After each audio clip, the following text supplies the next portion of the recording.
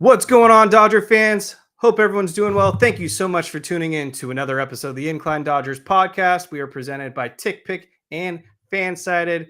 Your Los Angeles Dodgers are coming off a series victory over the Cleveland Guardians, and they dropped the most recent. I'm an idiot. Okay, I'll edit that on the audio. What's going on, Dodger fans? Thank you so much for tuning in to another episode of the Incline Dodgers podcast. We are presented by TickPick and FanSided. It's Kevin Klein speaking. Your Los Angeles Dodgers are coming off a series road victory series over the Cleveland Guardians, and their record is now a whopping 34-22. That's good for 2 games ahead of the San Diego Padres for first place in the NL West. But that last game against the Cleveland Guardians, I know we want to get into that. Frustrating game, to say the least. Let me pass over to Jake Reiner as I get myself together. Jake, how's it going? It's going well. I've had some time to think about the recent road trip, and I felt like that Mets series was very winnable for the Dodgers, but they didn't end up winning that series. The bullpen, again, it's a major theme here, has been quite bad this season. It's kind of remarkable that the Dodgers are 2 games up in the division, despite how bad the bullpen is and despite how little length they get from their starting pitching. But it's the offense that's carried this team pretty much all season long. They're hitting, they have an insane average. I don't have the numbers off the top of my head with runners in scoring position. You got Will Smith, who's basically hitting 500 with runners in scoring position. So it's not the offense's problem. And then you get to Cleveland, and the first 2 games were kind of a breeze. They didn't, it seemed like the Dodgers were just kind of, business as usual. And the third game looked like it was a lock as well. The Dodgers had a lead late. They had Tanner Scott in the game. And he blew it. Alex Vesia came in, made it worse. It was a very frustrating loss, and one that the Dodgers obviously would like to have back, especially getting back on the plane, flying from Cleveland to LA to play the Yankees, World Series rematch. You kind of want that good taste in your mouth when you complete a series and you win it, come back to LA and get ready for the Yankees. But that last game against Cleveland is kind of a microcosm of maybe what's wrong with this team, if you can come up with some negatives about this team. And Tanner Scott has been a huge disappointment so far with the amount of money that they're paying him. We're going to preview the World Series rematch later on. The New York Yankees come to Dodger Stadium for a 3-game set. That'll be exciting. Battle of 2 first-place ball clubs, too. The Yankees have definitely been better than I expected. So we'll talk about that in a little bit, talk about some Cody Ballinger, Paul Goldschmidt, and Aaron Judge, I'm sure. But 3-3 on this most recent road trip. Got to be honest, I'm a bit underwhelmed. I felt like the Dodgers should have at least gone 4-2. It looked like they were on the verge of sweeping the Cleveland Guardians. They were basically in command of that final game. They got 5 pretty solid innings out of Clayton Kershaw. You pass the baton over to some of your best high leverage relievers against what's pretty much an anemic Cleveland Guardians offense. They don't really overpower any teams, and this seemed like a layup for the Dodgers to get that sweep in the books. And you get to that 8th inning, and that meltdown that Tanner Scott had, it's unacceptable. I know some of the balls that were put in play were not hit very hard, and you could argue that was a little bit of bad luck.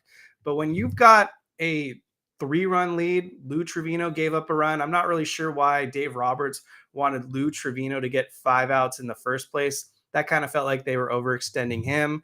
Then they get it to Tanner Scott, who inevitably gives up 4 earned runs because Alex Vesia is going to serve up a meatball later on.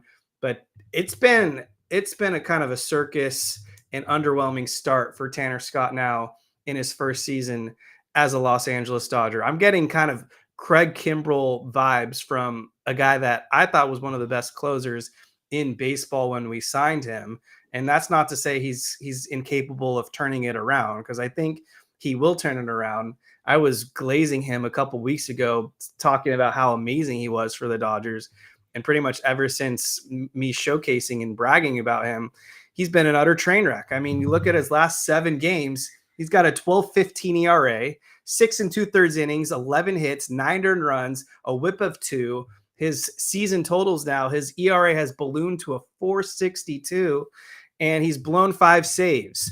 I feel like Kenley Jansen was constantly kind of like the witch that people wanted to burn at the stake, and people run Kenley out of town. But even Jansen didn't have stretches this bad that we're going through with Tanner Scott right now. So what do you think, Jake? It has been kind of a mystery to me because, like you were saying, there was a stretch there where Tanner Scott was getting everybody out and dominating. And after a slow start to the season, and let's face it, not a great spring training either, it looked like he was turning the corner and was going to be the dominant reliever we know he can be. And I think one of the reasons that the Dodgers wanted him was because of the fact that he owned Shohei Ohtani, the best hitter in baseball. And if he can own the best hitter in baseball, well, what does that mean for the rest of the league? You kind of think that he's going to do exactly that against the rest of this league. And I don't know what's going on with him. It feels like it is between the ears at this point because barring any news about any injury or anything that he may be dealing with, we don't know. But it is very frustrating. And I see a lot of people in the chat talking about Max Muncy. He did, misplay a ball in that inning with Tanner Scott on the mound. But I just kind of want to walk you guys through what happened in that inning because it didn't just come down to that play by Max Muncy. I mean, he immediately was just giving up base runners left and right. Jhonkensy Noel, leadoff single. Will Wilson, single. And then he walks Daniel Schneemann. So now you've got the bases loaded with nobody out. He ends up getting Austin Hedges to strike out, but he's terrible. Then you get Nolan Jones, who comes up to the plate. And Nolan Jones has had a terrible season so far, hasn't really gotten the bat going. And Tanner Scott was ahead of him in the count. And one thing that I was listening to Dodger Talk after the game, Dave Vasse was talking about how the alignment of the fielders was not ideal to handle the pitch call that inevitably happened. You had a 1-2 or an 0-2 slider on the outside part of the plate to a left-handed batter. More likely than not, they're going to hit that ball to the left side. And if you don't have the defensive alignment to get that ball and have those guys in place, of course, it's going to be a single. And that's exactly what happened. And basically at that point, the Dodgers had to make a pitching change.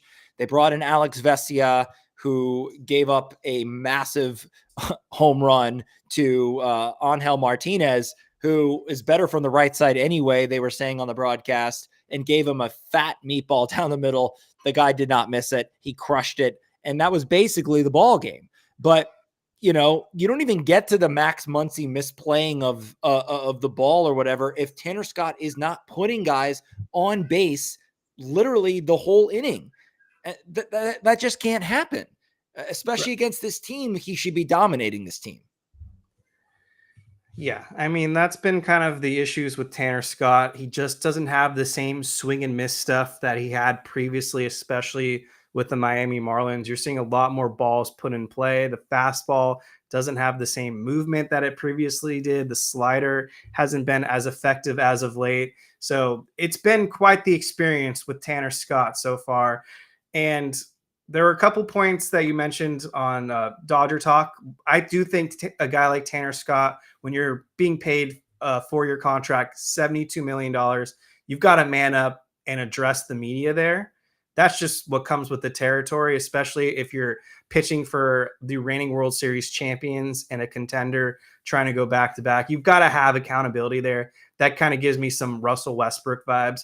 So I wasn't too happy about that. But on the flip side, I'm going to push back on some of what David Vasse said. First of all, Alex Vesia is not a 2-time World Series champion. He's a 1-time World Series champion, and that was last season because he was not on the 2020 roster. So let's not glorify Alex Vesia like he's some wizard in the postseason on a consistent basis. If you remember in 2022, this was the pitcher that gave up the meatball to Jake Cronenworth that basically ended the season for the Dodgers. So it's not like he's been Mariano Rivera throughout his career. But to kind of focus more on Alex Vesia, I'm not letting him off the hook either. He has been bad this season. He's actually been one of the worst relievers in the Dodgers bullpen. thankfully, you've got Anthony Banda, who's kind of sparing him from sticking out like a sore thumb as the worst lefty right now in the Dodgers bullpen. But you look at Alex Vesia's underlying metrics, he's got a FIP of over 5 right now.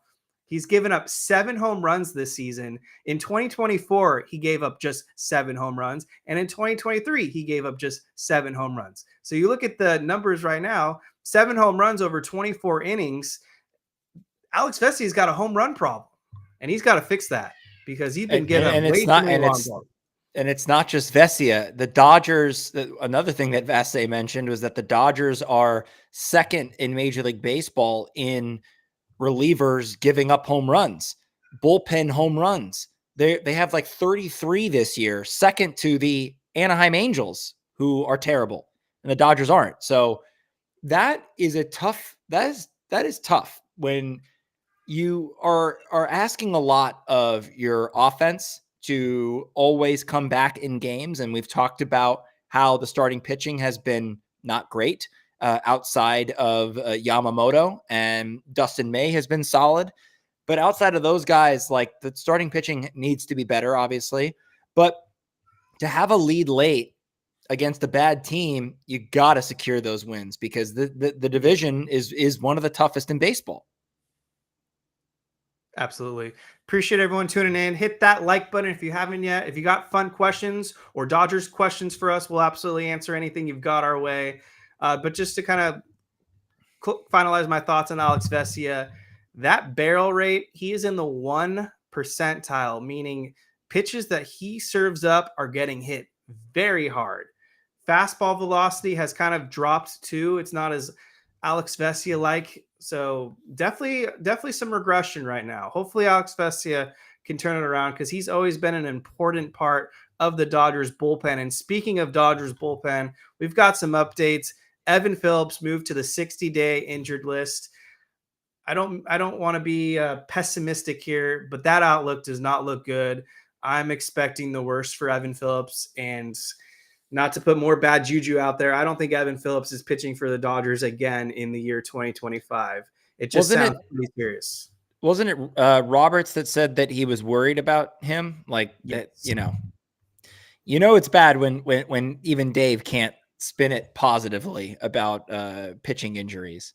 The one thing I do want to say though about Max Muncy is like, everyone's getting on his case, like he's the not only the worst player on the team, but the worst defender on the team, and all of that. And yeah, he's had some struggles, and he's not the best third baseman, and the power is not there as much, but he did have a massive home run in that Cleveland series. So maybe that's a sign of good things to come. He is seeing the ball better, but the point is that the Dodgers aren't losing games because Max Muncy isn't performing. It is pitching. It is pitching, and the bullpen, the starting rotation. That is why the Dodgers are losing games. They're scoring enough runs.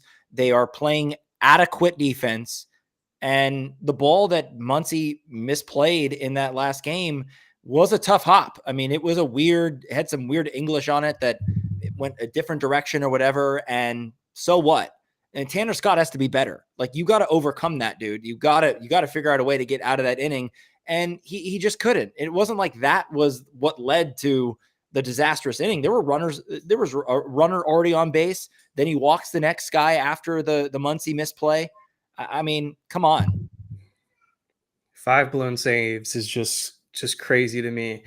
But we got some breaking news that happened today. The Dodgers have made a trade, and I actually love this move. They acquired 2023 All-Star from the Cincinnati Reds in essentially a freebie. Alexis Diaz is on the move to the Dodgers. It's reported that he's going to first start in Oklahoma City, which to me makes sense. They're going to kind of refurbish him and see what they've got out of this guy, maybe retool him. And then I'm sure he's going to have a prominent role, if all goes well, with the Dodgers bullpen. This season, he's been bad. He's got a 12 ERA. The velocity has continued to drop off as well with each season. He's down to throwing about 93 miles per hour, but I'm not too alarmed with that. I think the Dodgers are going to be able to fix him and get that velocity up.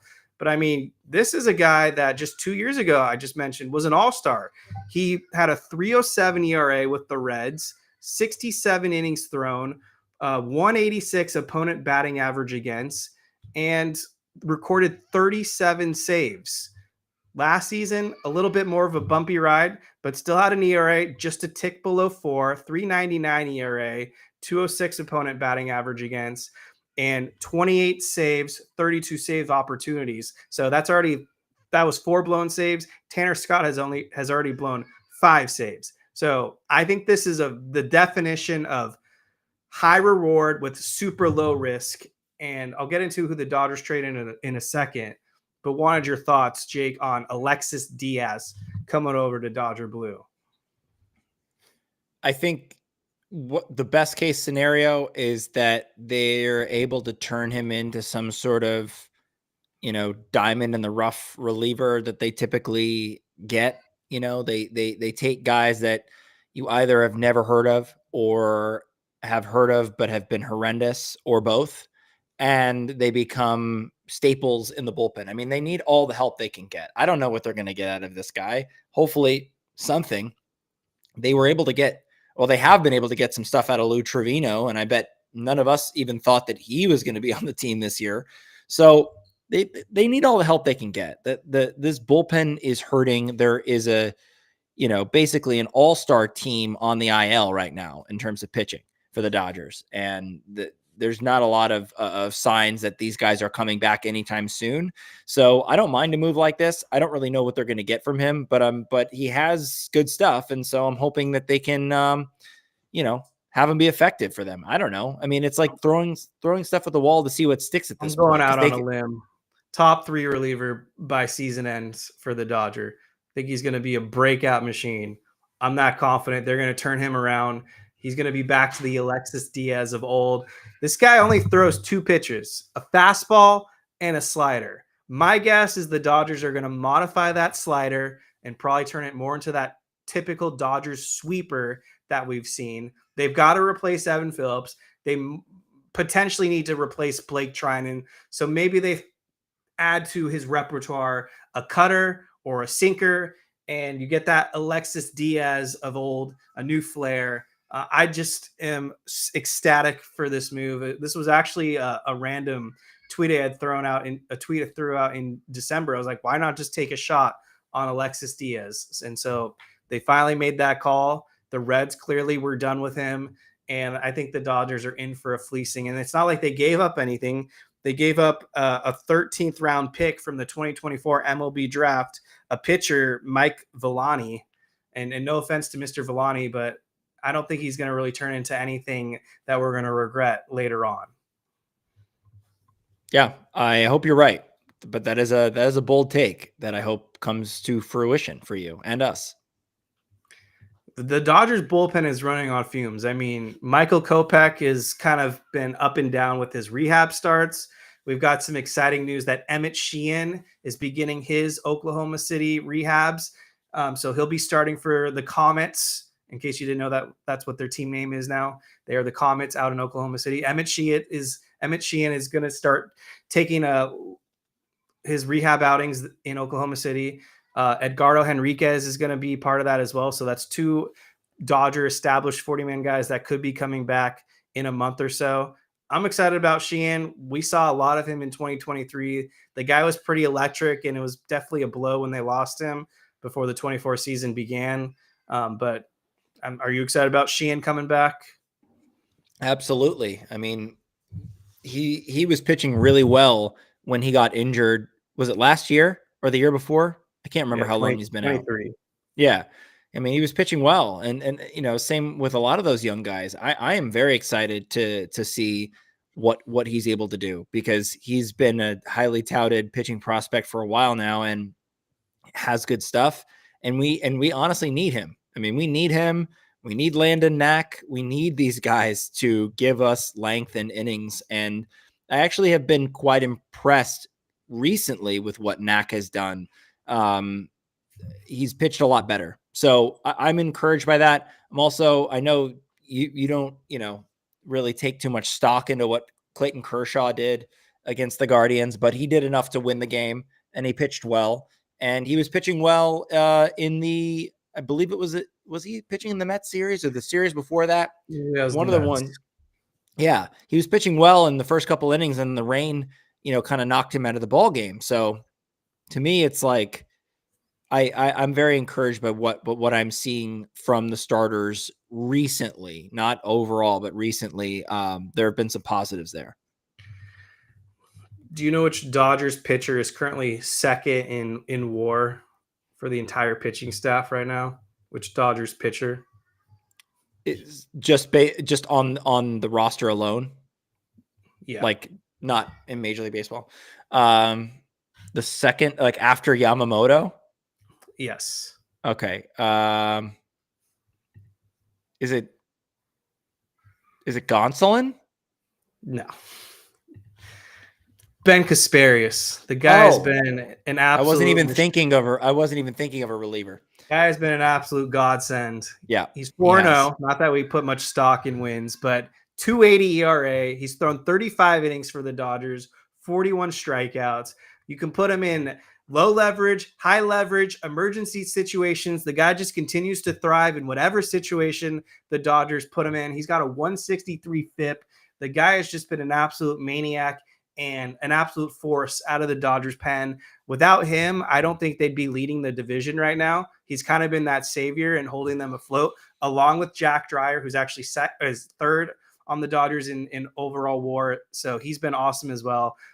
They're paying all this money. They've got all these veterans now, and it's two of the most unexpected pitchers, system guys in-house in Ben Kasparius and Jack Dreyer right now that are just carrying this Dodgers bullpen. So just wanted to give those two a quick shout out because we're past the third way mark now of the 2025 season, and those two have been kind of the MVPs out of the Dodgers bullpen. I love Ben Kasparius, but I don't honestly know what you like, which role to keep him in. I mean, he's great in the bullpen, but there was also talk of maybe him becoming a starting pitcher.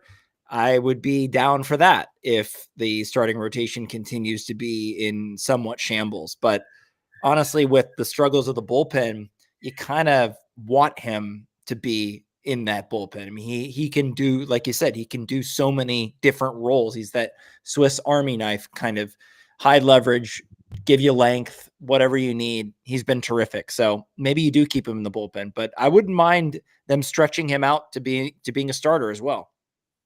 I think you need to keep Ben Kasparius in the bullpen because you kind of just need that guy that you can rely upon. And I think that his ability to give them length and more than just 3 outs is just so valuable. So I would keep Kasparius in the pen and kind of just figure it out with your starters. Gonsolin has been kind of mediocre as of late. Dustin May had a really impressive performance against the Guardians. Pretty sure he clocked in a season high 9 strikeouts against them. Kershaw looked good, like you mentioned, against Cleveland. So we'll see how he continues to progress. And then Yamamoto has just been the team's ace, and Landon Knack coming off a couple solid outings. So we'll get the reinforcements eventually. Snell, Sasaki, Glasnow, they're on their way. We did have a question on Instagram coming from Javi791. Would you start Kim over Conforto? What arms are coming back after the All-Star game? I guess we'll just do the Kim one for now. Kim or Conforto? Kim, all the way. I've made that point many times before, so I guess I'll stick with it. Like I said, like I've been saying, there is nobody on this 40-man roster that does what Hae-Sung Kim does. He is the most dynamic offensive player that we have and defensive player. He's a complete package. And so to me, it doesn't really make much sense why he's riding the pine for as long as he is, especially with Conforto struggling. I know he hit that home run the other day, but with him struggling, Tommy Edman is struggling. I feel like they're kind of wasting him on the bench. He needs to be in this lineup, batting ninth, turning it over, making stuff happen, stealing bases. He is a dynamic player that the Dodgers just don't have anywhere else on the roster. I mean, aside from Shohei Ohtani, but Shohei doesn't play the field. So to me, Hae-Sung Kim I think he should be in there every day. He won't because they're going to platoon it lefty, righty, whatever. But that's my take. I think he should be starting every day. Michael Conforto did hit a home run the other day, so that was like his first home run in over a month and a half. So now he's on a heater. So maybe the Dodgers are going to ride the Conforto train. Still wait and see for me. Give it a few more weeks, and then I'll have an answer. I want them to have Kim in the lineup at least 3 to 4 days a week. There's ways to be creative and give guys days off. So I think you can fit them both in. Overall, come postseason, we'll have a better idea of who should be that starter. No name, who is an untouchable prospect for you guys right now? I mean, for me, honestly, I think Jackson Ferris is the safe answer, but I would pretty much trade any of these prospects right now if the price is right. Like if the Pirates came to the Dodgers and said, "Hey, we'll give you Paul Skeens, but we want your top 7 prospects." Like I'm not gonna even hesitate or blink. Like I'll make that trade. So I don't feel like any of these guys are truly untouchable right now. But I'm not going to trade a Jackson Ferris for a Luis Robert, for example, or No, trade Jackson Ferris for Sandy Alcantara. Like, no, thank you. no, the Marlins would be lucky to get cash considerations for Sandy Alcantara right now. I mean, that he's been that bad. I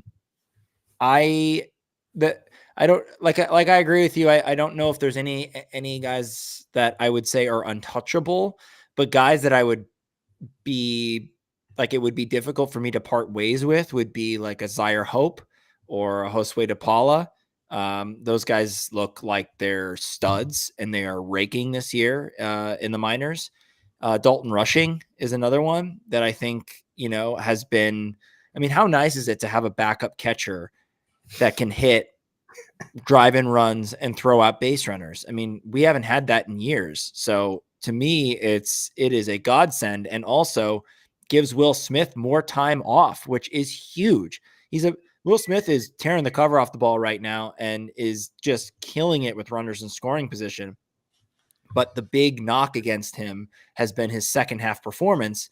And both of us have said that we believe it's probably because they're overusing him, because they couldn't justify putting Barnes in there more than once a week. But now you have a guy that can drive in runs and is as solid as they come as a catcher. To me, that is a huge boost. Dalton Rushing, I think, is on that list for me though, and Ferris as well. Appreciate everyone going off in the chat right now. We can see all kinds of takes. Hit that like button if you haven't yet. The likes go a long way. Hit that subscribe button if you're not a subscriber.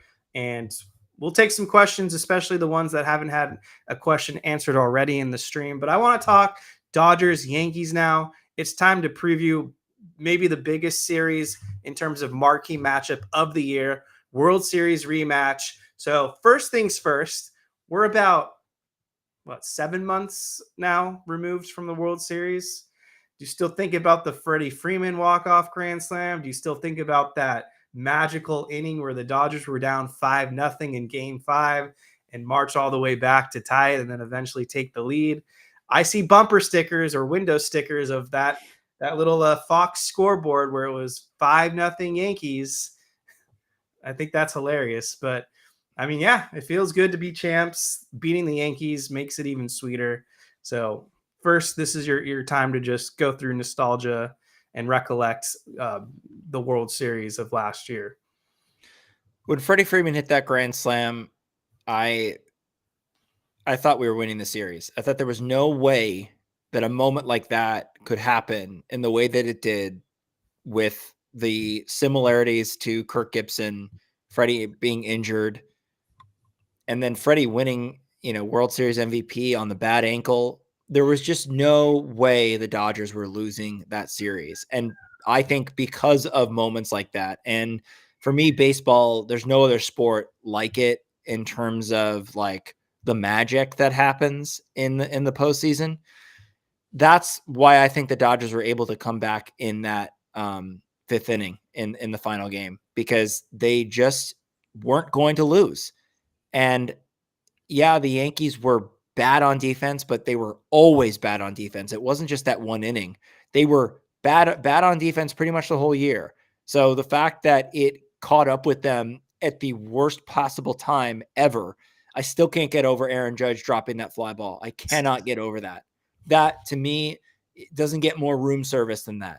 That is anybody that's ever played baseball at any level can make that catch. And especially for Aaron Judge, who's one of the biggest superstars in the game, for him to miss that ball, he just kind of knew at that point the wheels were going to fall off, and it did in so many ways. And every error in that inning kind of, the Dodgers were still losing, at various points in that inning, and they hadn't overcome anything yet, and they had only just tied the game at 5. But even when the Yankees pulled ahead again, I was just like, I just don't feel like they're losing this game. And then Walker Buehler heroics, makes me kind of sad that they gave up on him and didn't re-sign him. I would have loved to have him in the rotation. Yeah, it's cool. It's cool the fact that this rematch is happening and the Dodgers have won the World Series, as opposed to, when the Dodgers had a rematch against the Houston Astros, after the cheating scandal. It's like it did have a sour taste in my mouth thinking about the fact that the Dodgers didn't win that World Series. Now that they're coming back together against the Yankees, the place where it all started in the 2024 World Series. I'll be there on Friday. So I am very, very excited for this series. You get to watch Max Fried take the ball for the Yankees. So far, he's lived up to that contract and more. He's 7-0 with a 1.29 ERA for the New York Yankees. That's a hell of a run. That's going to be a tough matchup for the Dodgers. And lucky for you, you get to see Tony Gonsolin take the mound for the Dodgers. He's now 2-1 with a 4.68 ERA. And while I'm looking at the page, since when did the Dodgers add Japanese characters under the English names on MLB.com? We're really going out on a limb here to market ourselves for Japan, I guess, because that is something I have not seen before. But anyways, why wouldn't you? Max Fried has been tough on some specific Dodgers hitters. I just wanted to quickly mention Mookie Betts. So far, lifetime in the regular season, 2 for 30 against Max Fried. Michael Conforto, don't know if he'll be starting, but he's 2 for 21 against Max Fried. Freddie Freeman, 2 for 13. Kike Hernandez, 2 for 15. Teoscar, 2 for 10. Muncy is actually doing better than most of these guys. He's 5 for 17. Ohtani, 3 for 5. Miguel Rojas, you'll probably see him in the lineup. He's 10 for 29. And Will Smith, 3 for 25. So a lot of these guys have struggled against Max Fried. I imagine it's going to be a tough pitcher's duel. Tony Gonsolin hasn't had a lot of experience facing the Yankees' current hitters. The one guy that has kind of killed him is randomly Trent Grisham, who's 7 for 15. And Trent Grisham really kills us anyway, so that's not a surprise there. I'm worried about this first game. I guess I don't know why I didn't even look up the pitching matchup, but you telling me just now, I kind of wilted inside a little bit, because I just feel like Tony might just get lit up. Like he might get lit up by this Yankees lineup. And the Dodgers, have struggled against Max Fried. He has pitched well against the Dodgers, and the Dodgers have gotten to him a few times, and they've faced him, a ton of times, when he was with the Braves. So I'm just a little worried about this first game in terms of the Dodgers winning it, but it'll be exciting. Max Fried, obviously, Southern California kid, went to Harvard Westlake, so he'll be pumped up and fired up pitching for the Yankees against the Dodgers. And that Yankees are going to be out for blood. I mean, they have I bet you they have a sour taste in their mouths after that World Series, and especially with the Dodgers kind of dunking on them, on the podcast circuit. Mm-hmm. And a couple of the Yankees players are, we're barking back and whatever, and Nestor Cortez. So it is going to be electric, and the Yankees, I feel like, are going to come out swinging. Absolutely. And what's kind of interesting is some of these Yankees who probably took it more personally than others, such as Garrett Cole. He won't be available. Juan Soto has, of course, gone on to the New York Mets. And there's going to be some new faces, which I'll talk about in a second. And they're going to want to have revenge against the Dodgers too, but for different reasons. But then the other pitching matchups, just to quickly go through those, we've got Will Warren starting for the Yankees. He's going against Landon Knack. So that looks like that has the potential to be a shootout, which means, of course, it's going to be the opposite and be a pitcher's duel. And then finally, I'm seeing a TBD. I don't know if the Yankees have announced their third starter, but the Yankee Slayer, Yoshinobu Yamamoto, will pitch the finale Sunday Night Baseball against the Yankees. And we've seen what Yoshinobu Yamamoto has done historically against the Yankees so far. He's absolutely killed them. He's been literally the Yankee Slayer. Yeah, Yamamoto is the only one I really have full confidence in that a win will occur.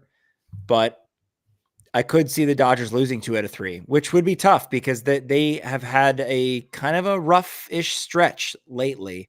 They lost that Mets series. The Angels kind of took it to them kind of randomly. They lost that last game in Cleveland. So I don't know. I'm a little worried with these pitching matchups, but I could also see the Dodgers winning 2 out of 3 too, because like you said, that second game, the Knack game, could be a slugfest shootout, wild game that the Dodgers, I would give the advantage to being at home. So I could also see them winning 2 out of 3 as well. I'll save Aaron Judge for last because he's a beast. But let's start with Cody Ballinger. He wasn't on the Yankees last season, but he's coming into this series with probably some revenge on his mind too. I feel like historically, since the Dodgers and Bellinger parted ways after the Dodgers non-tendered him and basically released him to free agency, there were a few times when Bellinger was wearing that Cubs uniform where he took it to us. And I wouldn't be surprised if Cody Bellinger has a home run or two in this series. So I'm not sleeping on Cody. He's currently playing a pretty good season so far, 8 home runs, 786 OPS, 258, which is pedestrian, but again, 8 home runs, 34 good for him. RBI. Yeah, that's true. So you can't sleep on those numbers. Bellinger will definitely be a factor. The next guy I wanted to focus on for a second. But hold on, before you get to the next guy, because you brought up Bellinger versus the Dodgers, and I just wanted to read those stats because they're kind of crazy. So Cody is hitting 326 against the Dodgers with 6 home runs, 11 RBIs, and 13 runs scored in 13 games. Obviously, all of those were with the Cubs. So yeah, he does tend to kill us. 6 home runs in 13 games. Yeah, absolute monster. Home run every other game. Yeah. Well, anyway, continue. But I just wanted to throw those out there. All right, so the next guy who's going to want to probably get up for this series and have a little revenge, not because he's a former Dodger, but because he's a former NL West rival, and that's Paul Goldschmidt. He's just completely having a rejuvenation in his career. He might be battling for the batting title right now. Like, I did not expect Paul Goldschmidt to be batting 347 for the Yankees in the year 2025, but here we are. He's hitting 347. 899 OPS, the 5 home runs, the 27 RBIs. Those are solid. But this is a guy that historically has killed the Dodgers. I wanted to pull up his lifetime stats since I got him. Let's hear it then. So this is actually kind of crazy because this sample size is a full season, like 163 games worth of Paul Goldschmidt raining hell on the Dodgers. He has a 283 batting average with 35 home runs and 109 RBIs. That is like, you'd take that season every time from him if it was against the rest of the league, but it's just against the Dodgers over 163 games. So a full season sample. And at Dodger Stadium, he's hitting a lifetime 308. So he does even better when he's in Los Angeles. So a Dodger killer nonetheless. Other Yankees notables real quick. Let's see. We mentioned Trent Grisham. He's having a random breakout Jerks profile-like season for the Yankees. He was on the Yankees last season, but he basically was on the bench the entire time because he was awful. But now he's got contract year magic. He's second on the team with 12 home runs. So can't sleep on him if he's in the lineup. Former Padre. So I'm sure he's going to do something to stir the pot. That's just who he is. Jason Dominguez, a rookie, he's got 6 home runs. It's worth noting that Giancarlo Stanton has been on the IL all season. That's a guy that goes off at Dodger Stadium and shows up for big games. So I think we're catching a break there. But the one hitter that the Dodgers are going to have to look out for has to be Aaron Judge. He's hitting 391 with a 488 on base, a 1,227 points in OPS, 18 home runs, 47 RBIs. So you got Aaron Judge on one side with 18 home runs leading the American League. And then you got Shohei Ohtani on the other side leading all of baseball with 20 home runs. What is the over under, or what is your guess of how many home runs Aaron Judge will hit in this series? Probably 2 at least. I don't know. I feel like 2 is a good number, but since we're looking up not former Dodgers, players versus the Dodgers in their career, Aaron Judge is hitting 389 with 8 home runs and 11 RBIs in 10 games against the Dodgers. So he cooks the whole league during the regular season, so it's no surprise, but those are some numbers right there against the Dodgers, and he hasn't really faced them that many times, to be honest. Being in the American League and being an East Coast team, he hasn't really faced them that much, but in 10 games, he absolutely destroys us. This is going to be a really tough series to win for the Dodgers. That's why I, said what I said, where I could see them, potentially losing 2 out of 3. I don't think they're going to get swept. I think they're going to at least get 1 game, and I'm hoping they get 2. The Dodgers sweeping the Yankees would be amazing.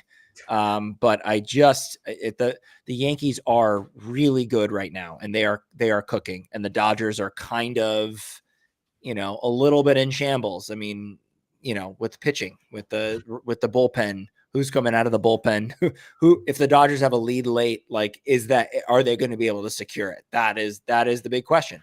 And also, is the offense going to be able to overcome maybe some of the shortcomings on the pitching side? That has been the mantra all season long. Couple of little notes that I wanted to mention. Austin Wells, the catcher for the Yankees, he has this superstition where he basically only shaves when the Yankees lose a series, and they've won 7 series in a row. So hopefully the Dodgers can win 2 out of 3 and Austin Wells can shave. The other thing that is interesting is Ryan Yarbrough is going to receive his World Series ring from the Dodgers, which is interesting. He might start the last game. I know he was on there for a second. I don't know if they're toying with someone else, but glad you brought him up. Yeah. He only pitched, I believe, in 32 or ish games for the Dodgers in the first half, and then he's going to receive a World Series ring. It's kind of weird, though. I don't really know how it feels. Obviously, I've never been on a major league roster, but I have to imagine that, being a part of an organization that eventually trades you at the deadline, for example, I don't really know how much allegiance you have to that team. Obviously, he, loves those teammates that he was with and is probably proud of what they did, but it's a weird feeling, I think, to kind of not be there. And it kind of is like Kevin Kiermaier, what did he actually do for this team? Not much. Whoa. Do you feel like he, why are you slandering Kevin Kiermaier? Because what did he do? He made some amazing catches in his short time as a Dodger. Yeah, but my point is that as a player that didn't really contribute that much, you should have thrown Jake Reed out there or something. Sure.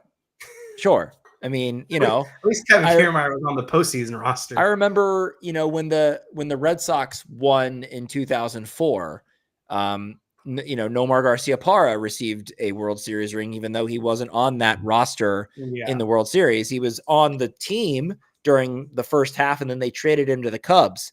So it's just kind of weird. I guess bittersweet is the thing, and it's weird for Yarbrough to come back on the Yankees, the team that the Dodgers beat. I know what you can do, Jake.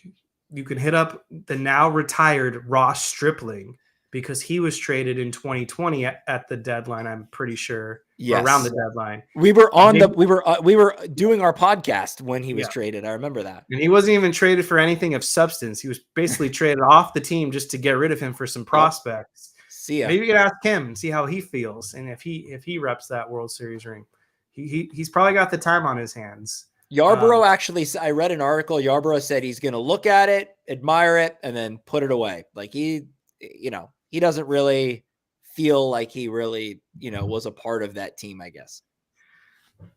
Whatever, Ryan. I mean, you were there in 23. So I wanted to get one more question in about Aaron Judge, because I feel like a lot of people have been on their knees for Judge recently.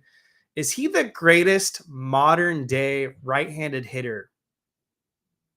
So whatever year you want to go back to, does Aaron Judge rank number one for you? As the best right-handed hitter? Is that what the Yes. question is? Yep. I think it's still yet to be seen, how his career pans out. But I mean, off the top of my head, I would go Albert Pujols over him.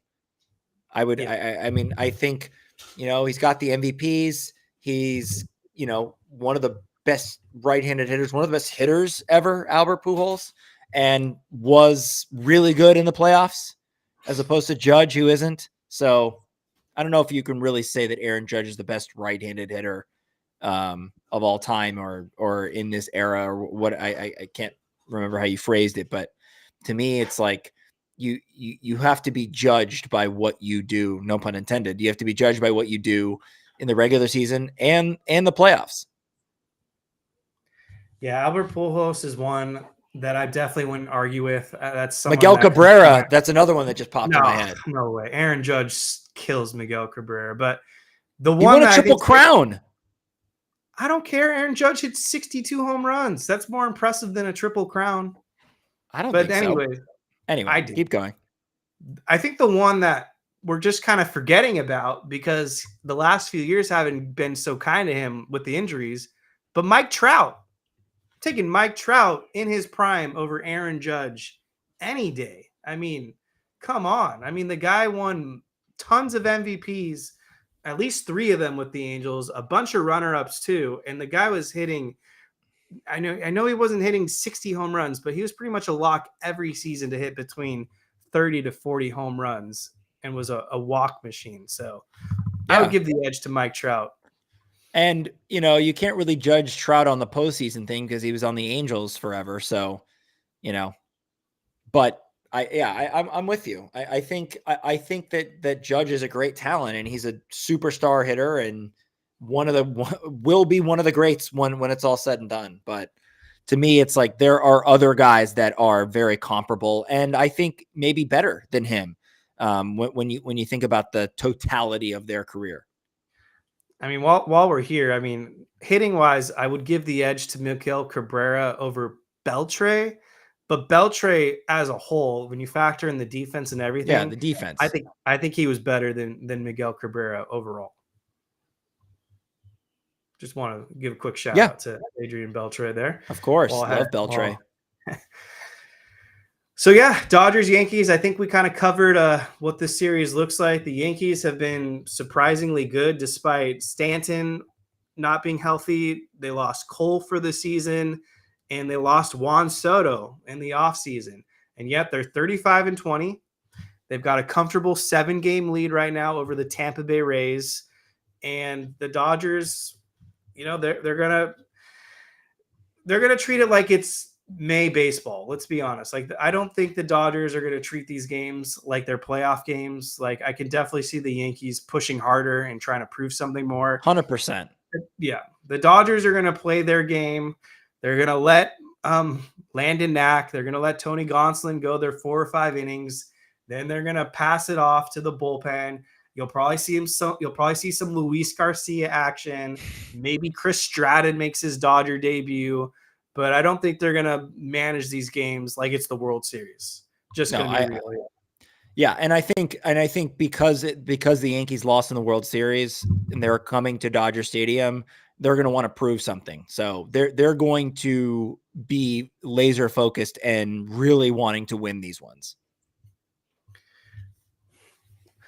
Use this time as a last call for questions. So just looking in the chat real quick, we had some questions while we were talking. Dennis Gonzalez, what's the likelihood of Gavin Stone and River Ryan returning to pitch this season? 0. There's Yeah. a 0% chance. Neither is coming back this season. I mean, if Tony Gonsolin went down in May of 23 and then didn't even come back last season when they were short on pitchers, they're not going to rush Gavin Stone back, who had off-season shoulder surgery, and they're not going to rush back River Ryan, who I think went down in July when he blew out his UCL. So short and sweet, 0. Let's see if there's any other questions. Anything else, Jake, you wanted to cover while we're here? Not really. No, I like, whenever we talk about the Dodgers, shortcomings and what they need to improve on roster wise and kind of where they're not excelling, you kind of have to take it with a grain of salt because of the fact that they are still in first place. Now these problems could compound and, the Dodgers could lose ground in this division, and it is a very tough division this year. So I'm hoping that some of these reinforcements that they're going out to get, the trade deadline, obviously, looming in a few months. So I'm not too worried about the state of things, but there are some glaring holes on this team that need to be addressed. Shohei Ohtani, monster. He's got a 3 WAR right now per Fangraphs, 20 home runs. Freddie Freeman, 2.5 WAR, 9 home runs.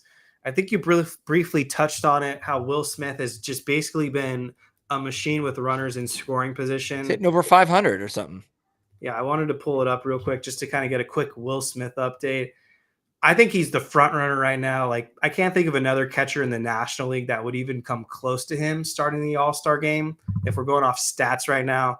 I mean, he's hitting 455 against lefties with a 1,400 OPS. Yeah, that's He's basically ridiculous. been the lefty murderer, and he's holding his own against righties too. He's hitting 302. So Will Smith has just been awesome. 338 average as a whole. 457 on base percentage, 975 OPS. With runners in scoring position, he's hitting, he dropped a little bit, 477, which is fantastic, 1,300 OPS. So 26 RBIs. Incredible season by Will Smith at this point. That's good for a 2.4 WAR. Andy Pajes has been really good too, 1.7 WAR. Mookie Betts, shout out to him. He's been really good defensively at shortstop, but that weighted runs created plus continues to go down. It's now at 111, which would be the second worst he's ever posted in any season in his career.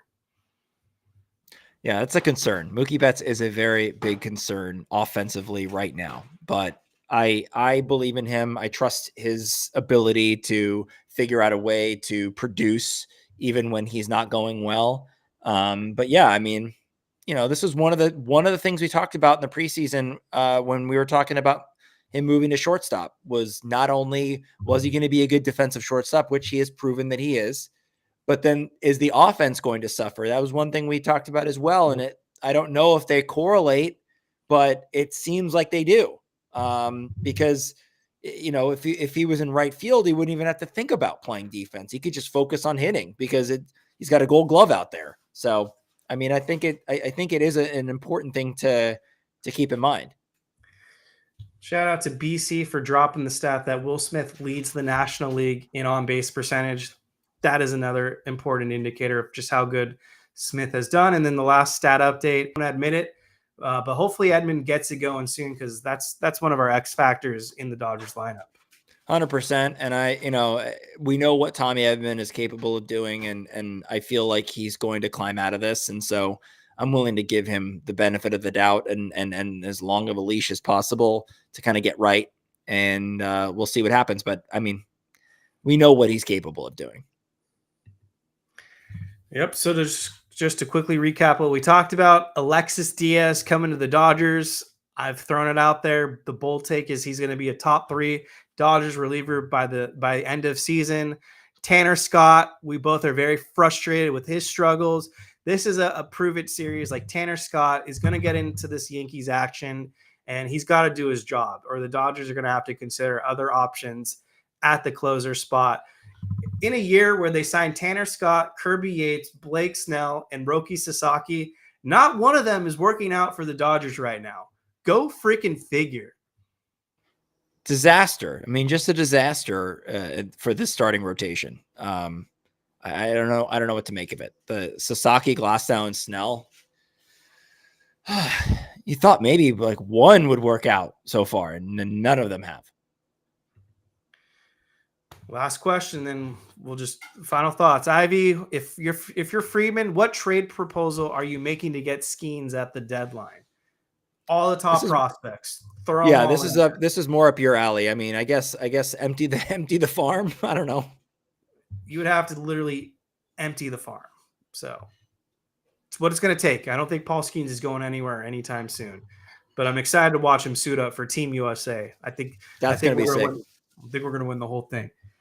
Final thoughts, Jake. Anything random you want to throw out there? Any obscure take? Anything on your mind? Grinding your gears? This is it. No, I think we've pretty much touched all of it. I don't really have any other random takes. Do you? I'll have a quick two then.